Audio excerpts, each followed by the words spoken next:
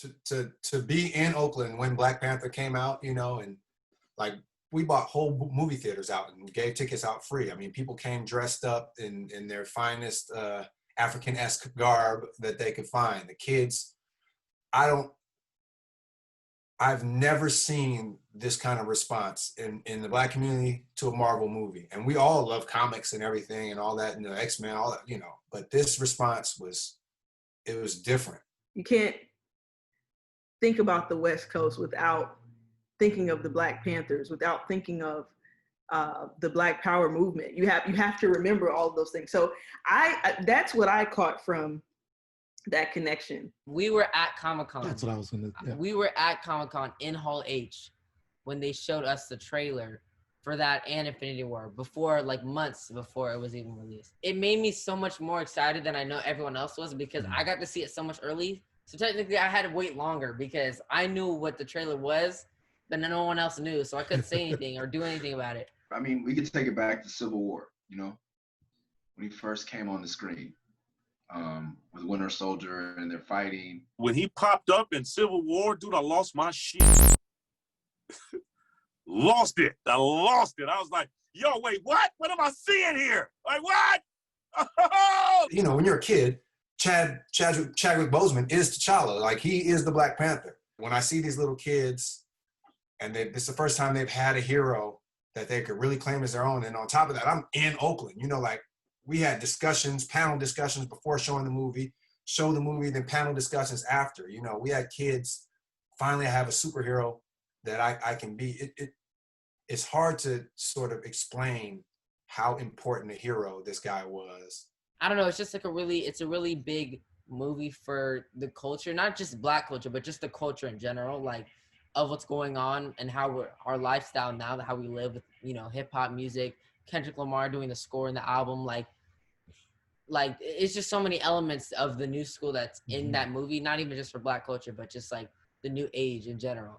So I feel like it represents us a lot and they executed it really well. So all the resources that we have come from Africa, you know, the machines we're using, et cetera, from, you know, the Congo is a real place, you know, there is a, you know, this kind of Wakanda, if you want to call it that, you know, that exists. And the entire world is powered by, you know, coltan and all the diamonds and all these things, the same way that vibranium was maybe powering all these things. For the end of the movie to end with T'Challa essentially passing off to Shuri the responsibility to take the next generation forward through technology, through investing in our own neighborhoods. That's essentially the Black American dream, right? To do something great, then to come back to your own neighborhood, invest to make your people better. It connected the middle passage, you know, because Black is not a monolith. There are many forms of Black, many interpretations of Black. It's also, it's usually spoken as one, like we are all in this classification together, but we all represent different things. There was a bridge built with that, with Wakanda coming not to New York, not to Atlanta, not to Dallas, not to Memphis, not to DC, but to Oakland, you know. The parallels to that in reality, the concept that we have a hero and then to see him sort of really be like a real life hero, like was fighting through pain and doing all these things and was stoic about it and kept it to himself and passed with dignity, even when people were down in him as far as his appearance and things like that. It's just a crazy story, and I don't know how we're going to recover from it, but I understand that the spark that it created will live on through a whole new generation, I believe, of comic lovers and of children, etc. My sister went to Howard when he went to Howard. You know, they're the same age, so he's been doing it since way back then as far as acting, and to see him in Oakland on the big screen with all of us dressed up in our special garb and the think pieces and talk about maybe the need for us to repatriate and strengthen our links with Africa and all that. It's just so, it's very huge to now wrap our head around the fact that this individual who is just a guy playing a character, how much we're gonna miss him and the void that has been created. Even when, what was it, Endgame, when he came back, I think my daughter shed a tear.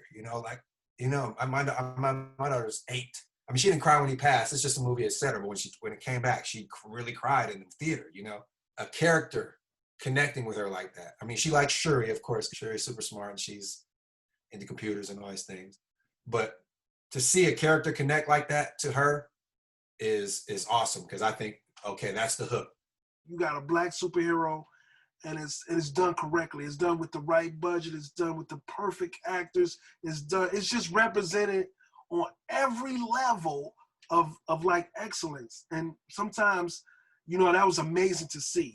It's I compare it to when Barack Obama got in the office. It was amazing to see. That was amazing.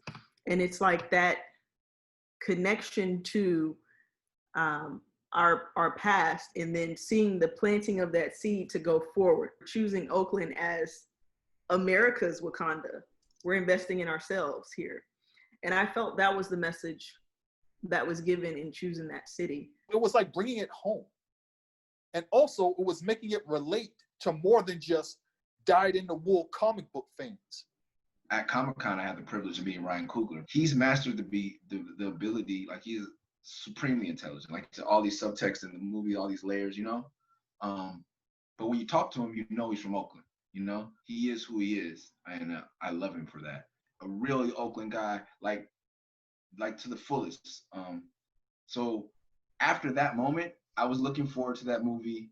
It was all I thought about. I was nervous that it wasn't going to do well. And then when it started doing well, it's still like, it's the last thing I bought. It was and will be the last thing I ever bought on DVD. It definitely had a huge impact on me as a Black person and just the Black community, man.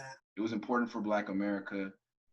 It was important for comic books. I really do think that the arts are part of this sort of the sphere of politics and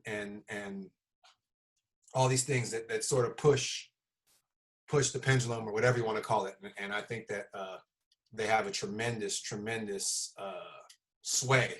It to me made huge strides in humanizing the Black or African or Pan-African, whatever you call it, struggle. And I think it has a lot to do with people participating in something that they probably would not have participated in 5 years ago. Because the exact same stuff has been happening for 400 years.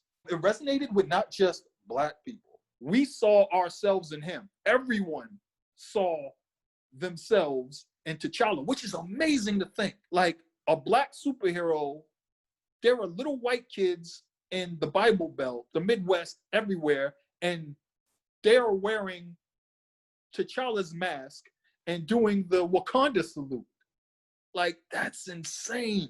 And that's the movie that crosses over, but doesn't compromise anything.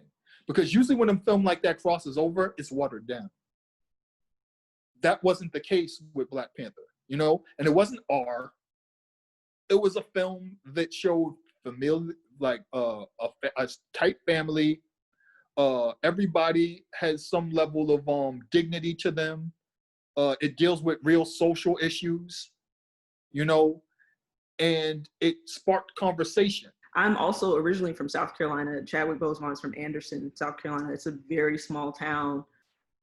We used to drive through Anderson. It might have been 10 streets. And, the day after he had passed, South Carolina lowered their flag for him. And, he was just a huge influence to all of us. Those of us that never met him, he was just a huge influence to all of us. I mean, he represented not only Black Panther, but Thurgood Marshall, Jackie Robinson. Like, you could tell he was very thoughtful in the roles that he portrayed.